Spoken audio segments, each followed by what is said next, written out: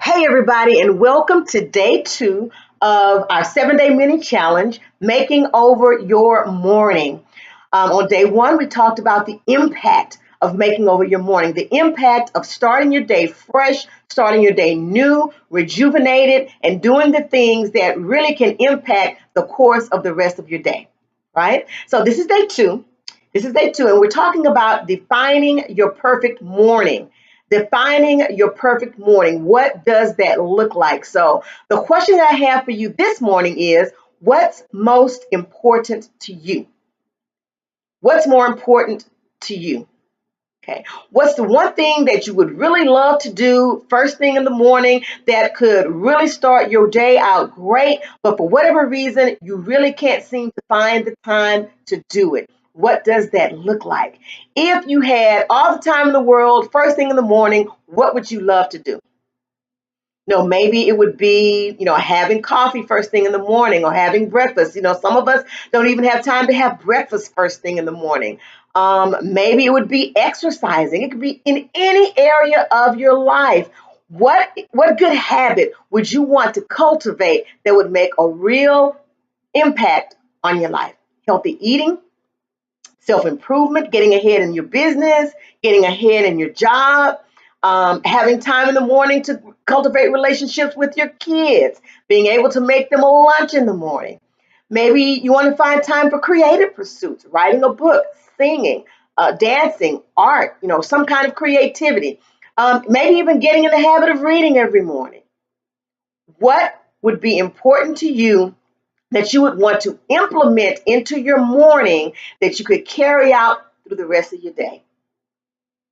Now, understand right now, we're just trying to define what that perfect morning looks like. What does that perfect morning look like to you so that you can carry it throughout the rest of your day?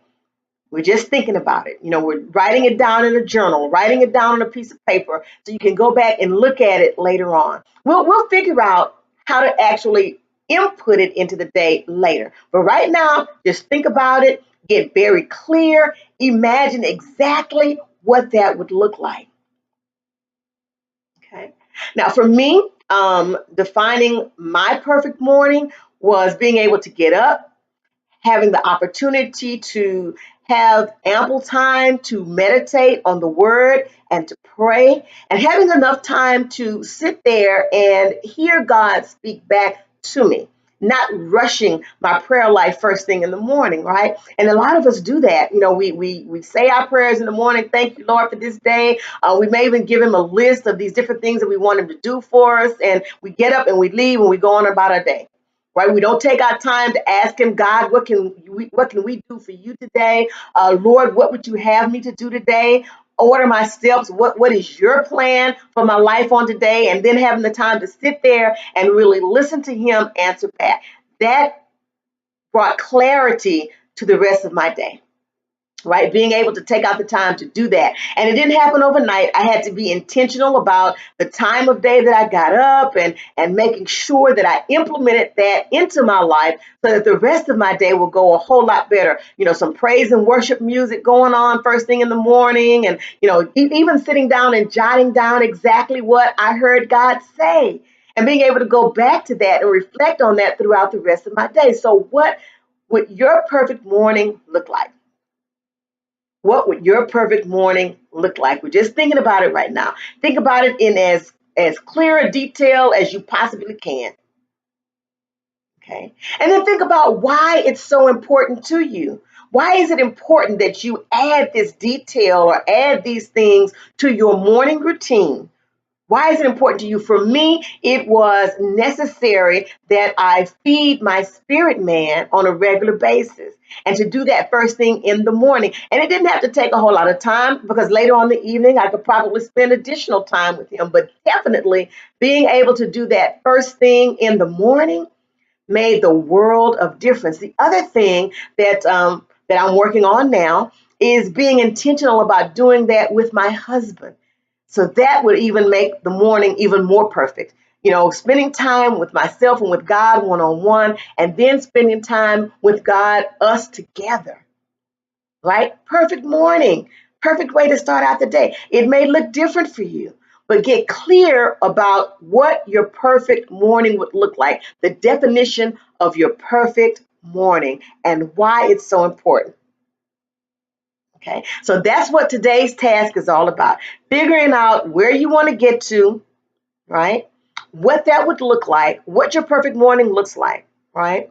And don't stop today until you figured out exactly what that is and you have that picture firmly in your mind. So that as we move forward with the next few days of the 7-day mini challenge, making over your morning, we're able to put all of those things into place so that you really can be more intentional about having a better day. Right? Want to remind you guys that you can connect with me on Facebook at Real Life Real Faith with Cheryl Lacey Donovan. You can also connect with me on Twitter and on Instagram at Cheryl Speaks Now. And you can connect with me right here on the YouTube page, which is Worth More Than Rubies. And we have a website, www.cherylspeaks.org. I also want to invite you to listen to the D Suite that happens every Sunday afternoon at 1 p.m. Central Standard Time on 101.5 KOER, that's FM station in Cypress, Texas.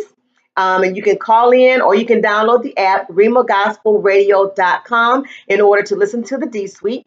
And I also have 3D Motivation on Spreaker.com, 3D Motivation, and it pops up here at YouTube as well. So subscribe to the YouTube channel, and I'll see you on tomorrow. Have a great day.